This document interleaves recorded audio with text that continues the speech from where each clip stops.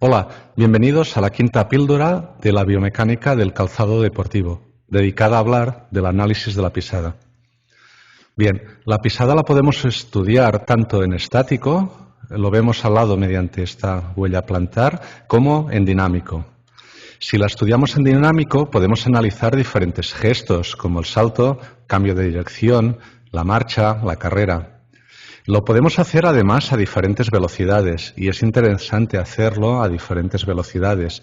También lo podemos hacer en diferentes suelos, tanto duros como blandos, como de polideportivos. Y finalmente lo podemos hacer en diferentes condiciones de calzado, incluso estudiarlo descalzos.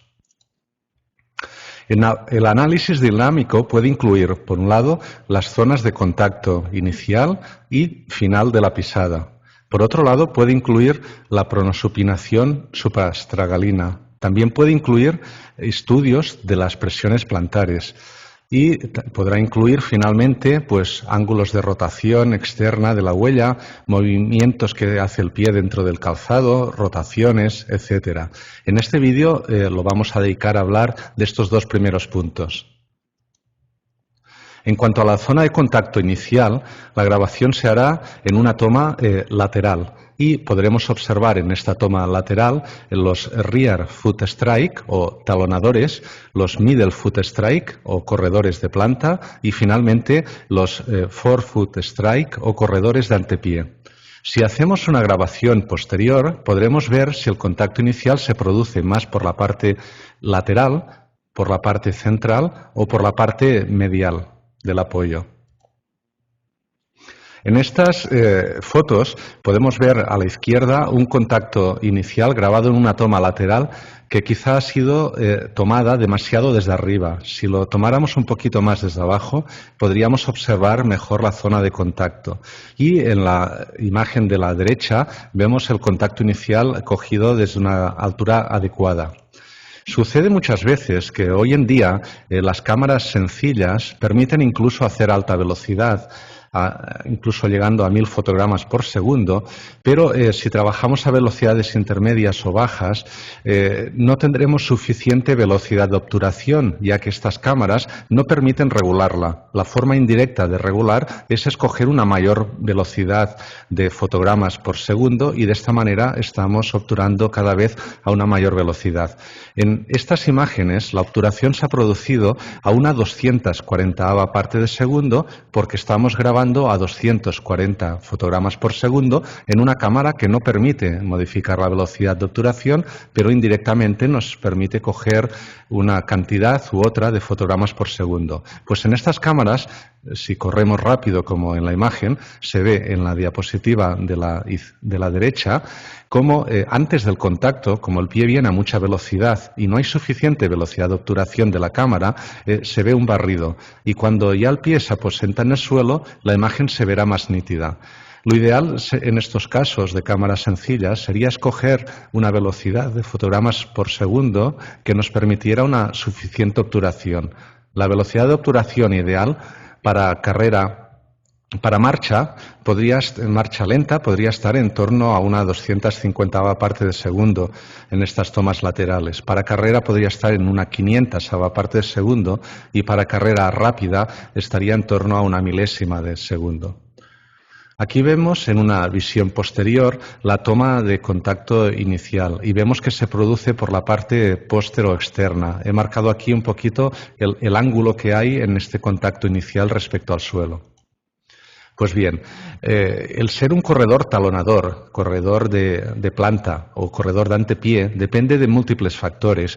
En esta publicación de NIG en Footwear Science nos referencia a un trabajo no publicado de tesis de Herzog en el 78, en el que estudia a diferentes corredores corriendo a diferentes velocidades sobre dos tipos de suelo. En un caso sobre suelo duro, asfalto, y en otro caso sobre hierba.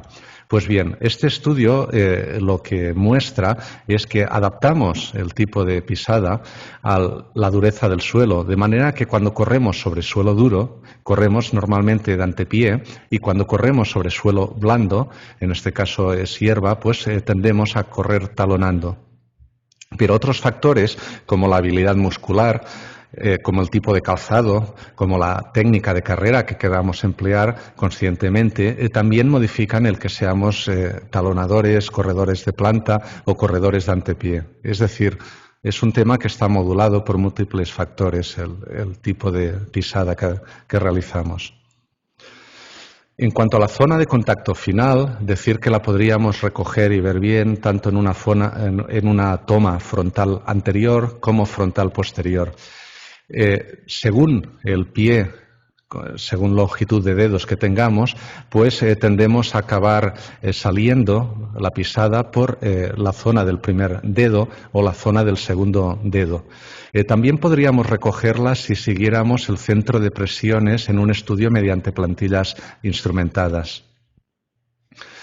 Pues para grabar la pronosupinación suprastragalina bastará que nos situemos en una toma frontal posterior oblicua a la altura del tobillo, que usemos un marcaje del eje vertical del calzado y marquemos también el eje vertical de la pierna, que recojamos la grabación en torno a unos 240-250 fotogramas por segundo, hay suficiente, y usemos para colocar a la altura del tobillo la cámara un trípode pequeñito del tipo de este o una cajita donde podamos dejar quieta la cámara.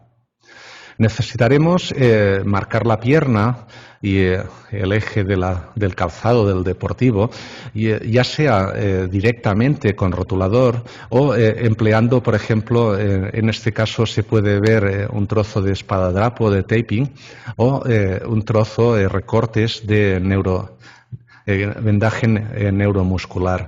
La forma más correcta de hacerlo sería marcar dos ejes en estos pegotes, en estas tiras que cortamos de vendaje o de espadadrapo. Y mediante estos dos ejes que marcamos tendremos el punto a digitalizar, que será el punto central. Aquí hemos digitalizado el punto central de uno al otro mediante esta línea amarilla. Pues bien, la colocación de la cámara tiene que ser oblicua, ligeramente oblicua a la dirección de carrera, ya que el apoyo del pie se produce ligeramente oblicuo. Es decir, tiene que tener la misma orientación que tiene el apoyo del pie respecto a la dirección de carrera. En la imagen de la izquierda vemos dibujado la dirección de carrera mediante esta línea y flecha. Y tenemos aquí la colocación del pie en los apoyos, que se estará ligeramente ladeada respecto a esta dirección. Pues la cámara tiene que ir en esta dirección de la colocación del apoyo para no cometer errores. De manera que con la cámara situada sobre el trípode podremos rotar un poquito más si nos hemos equivocado al ver la primera grabación, rotamos un poquito más hacia el eje de carrera o rotamos un poquito más hacia el eje externo oblicuo a la dirección de carrera para obtener lo que hemos comentado. Estas son imágenes del estudio de la pronosupinación extraídas de secuencias de vídeo. Aquí vemos un cierto grado de pronación y vemos al mismo tiempo que se ve un poquito la zona interna del pie. Cuando se ve un poco la zona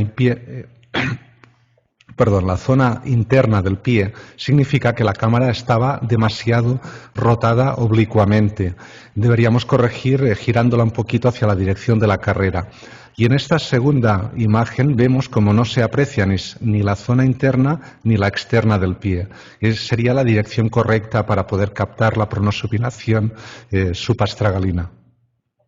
Aquí vemos el marcaje del calzado, que se hace colocando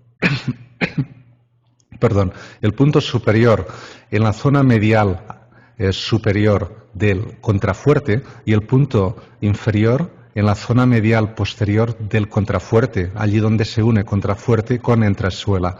Y en la imagen de la derecha vemos ya marcados los ejes de la pierna y el eje del calzado en un fotograma digitalizado y vemos el ángulo que se produce entre ambos, el ángulo que le falta para llegar a 180 grados mecánicos, que sería en este caso un ángulo de pronación. El punto superior de la pierna lo solemos marcar en la transición neurotendinosa y el punto inferior sobre el propio tendón de Aquiles. Pues una vez grabado, los ángulos es fácil extraerlos usando programas gratuitos como Kinovea, pero también podríamos usar programas como el Skill Spector del vídeo for Coach que nos permitirían incluso, si quisiéramos, hacer un 3D que, como hemos comentado hasta ahora, no es necesario si respetamos esta alineación de ejes. Comentar también que existen programas sencillitos vinculados a páginas web. En este caso es un enlace a una página web de Mizuno, pero existen de otras casas comerciales que mediante testes sencillos que podemos reproducir en casa y contestar a preguntas como nuestro peso, la velocidad de carreras, el sexo y algunos testes sencillos que reproducimos en nuestras propias casas, nos acaban dando un pequeño informe biomecánico y una orientación hacia el modelo de calzado de dicha casa comercial que más nos pueda convenir.